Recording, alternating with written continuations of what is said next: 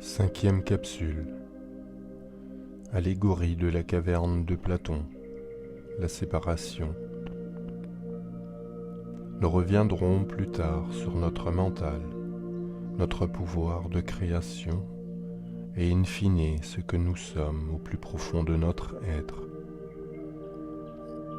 Pour le moment, essayons de comprendre comment et à quel niveau de conscience nous évoluons dans ce monde depuis notre arrivée dans le ventre de notre mère. Très tôt, lors de notre arrivée, lors de notre conception, pendant la grossesse, notre système nerveux, nos organes, nos tissus, notre cerveau commencèrent à se développer. Avant notre naissance et pendant notre petite enfance, notre cerveau, car c'est celui qui nous intéresse, est en période de croissance intense. Nous avons tout à apprendre de notre environnement dans lequel nous allons être amenés à évoluer. Encore dans le ventre de notre mère, nous captons des informations venant de l'extérieur, bruit, stress, etc.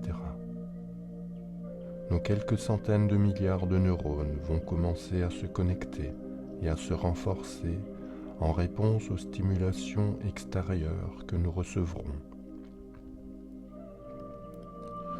Je vous pose ici déjà une première question. Lorsque je dis plus haut, très tôt, lors de notre arrivée, qui est-ce qui est arrivé? De qui parle-t-on?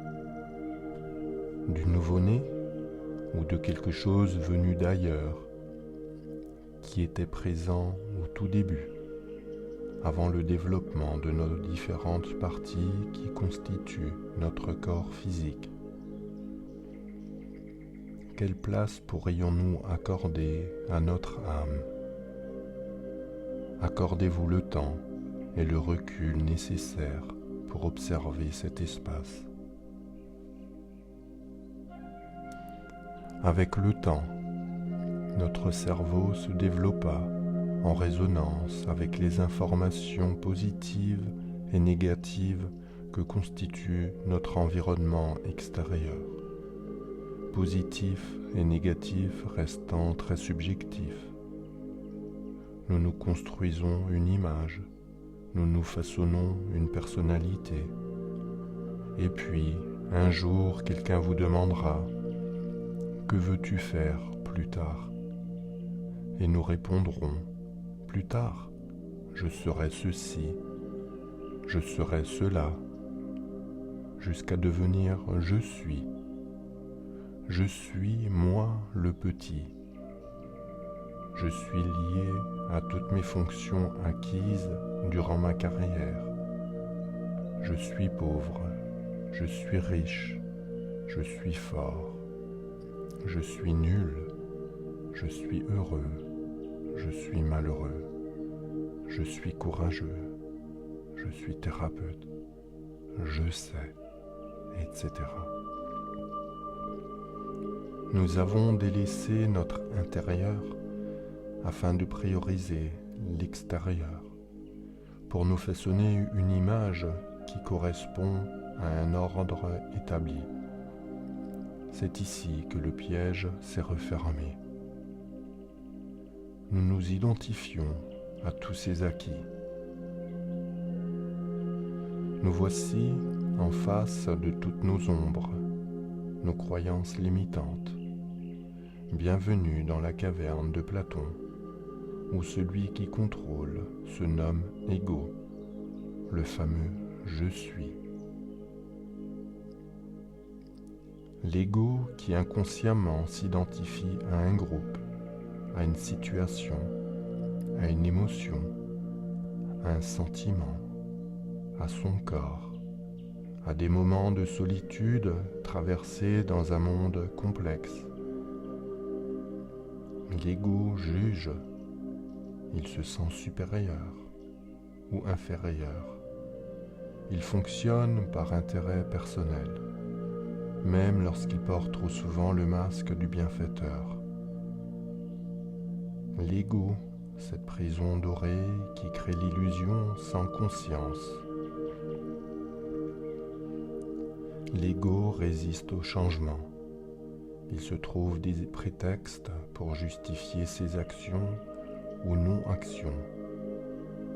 L'ego a relégué l'âme au second plan, ne lui laissant que peu de place. L'ego n'étant là que pour créer la séparation, la dualité, le chaos.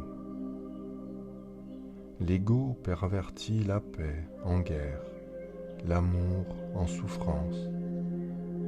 L'ego est restrictif.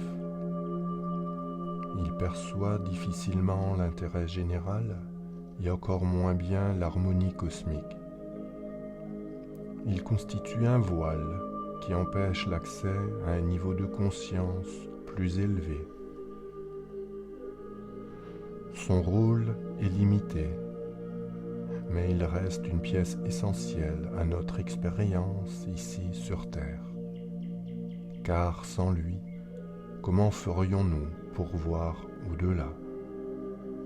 Comment reconnaître la magie, cette lumière qui brûle en nous?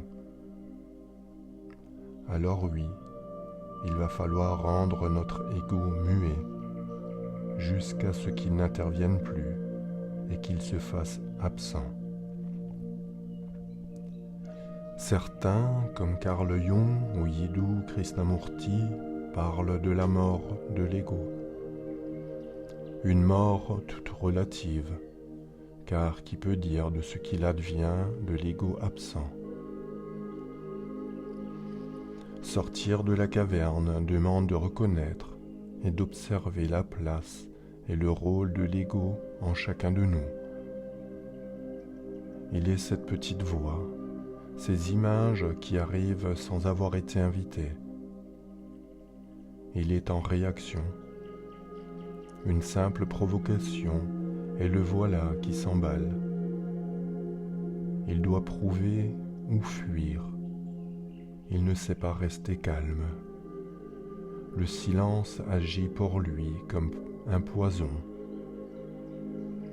Aux yeux de l'ego, le moment présent n'existe quasiment pas, car seul le passé et le futur lui importent. L'ego nous limite.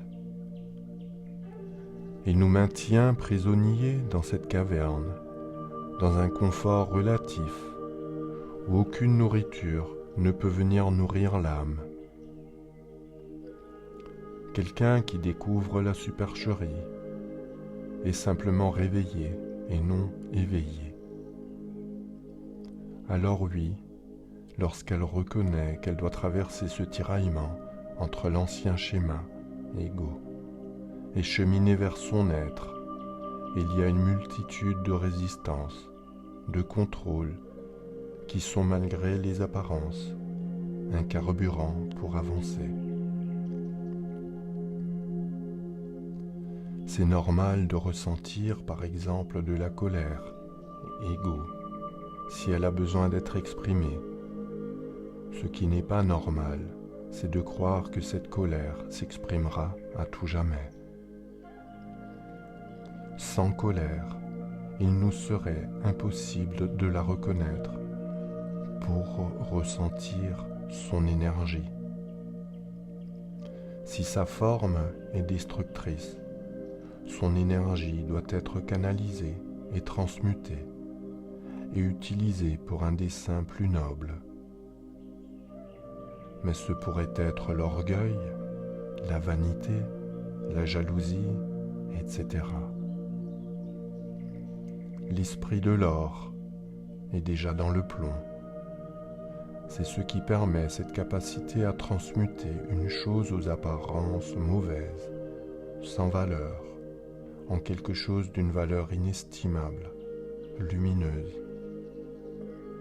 Mais à ce stade, personne n'est éveillé, car elle ne reconnaît pas encore en son sein l'immensité qui est en elle, qui l'amène doucement mais sûrement vers l'unité. L'unité se trouve au-delà de la caverne. Cette rencontre avec la conscience divine, le tout. Je suis en minuscule devient je suis en majuscule, car complet dans son expression, conscient que la nourriture de l'âme se trouve à l'intérieur de soi. L'ego se nourrissait d'informations extérieures. Cela avait pour conséquence non pas de faire grandir, mais de nous garder dans cet espace réduit qu'est la caverne, le petit moi, je. L'âme, quant à elle, se nourrit du silence qui l'habite à l'intérieur. Silence qui va la mener sur la voie et la vertu pour enfin embrasser l'immensité qui est tout. L'être est alors animé par quelque chose qui le dépasse. Il se met à son service. Il ne suffit pas d'observer le ciel et de croire en une force créatrice. Cette force est en nous. Elle a juste besoin d'être connue et embrassée pleinement. Se désidentifier, se déconditionner, faire de la place sera alors nécessaire. Il s'agit d'une petite mort pour enfin vivre. L'absence d'ego nous mène vers une conscience accrue de nous-mêmes, de l'environnement dans lequel nous allons évoluer. Ne croyez pas à ce que je vous partage. Faites votre propre expérience. N'écoutez pas celles et ceux qui vous disent que c'est OK. Peut-être que ce n'est pas OK pour vous. Ayez du discernement, soyez vrai et gardez votre singularité.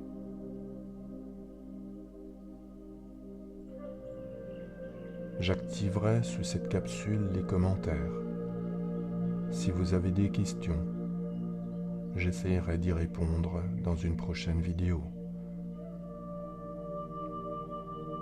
Prenez soin de vous.